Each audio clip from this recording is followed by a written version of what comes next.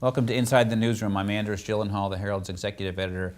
And today we turn to the mailbag, where, perhaps not surprisingly, readers have had politics on their mind. Let me start with a reader from Miami Gardens named Melvin Williams, who asks, how much validity should we put in polls? And it's a question that comes up with every election. I think the best answer is that they are rough and sometimes fallible gauges of opinion. In last week's primary election, the polls collectively did a pretty good job of pegging the top races, although not necessarily the eventual margins of the winners. The fact is that Florida, with its high-profile Senate and governor's races, is drawing so much national attention, and therefore constant polls, that they help check each other. Richard Siegel, a longtime reader from Sunrise, called to complain that the paper has given gubernatorial candidate Rick Scott too much coverage since his primary victory last week. Quote, "Why is there a story on the front page every day about Scott?" he asked. "I don't think the paper has been very balanced to Democratic candidates."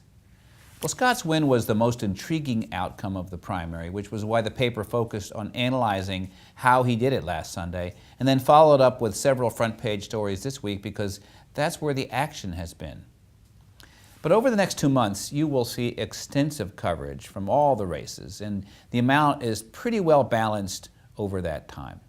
Jerry Johnson from Palmetto Bay wanted to know why we didn't review Glenn Beck's latest book. Quote, "Is there a reason why your book reviewers systematically do not review conservative-leaning books?" he wanted to know. The book pages focus on those with local impact or Florida authors, as well as what look to be the most significant books to come along. We have reviewed plenty of books by conservatives, from Karen Hughes to Mel Martinez to Bernard Goldberg, and certainly will review Beck's novels if his fiction turns out to be as significant as his political punditry.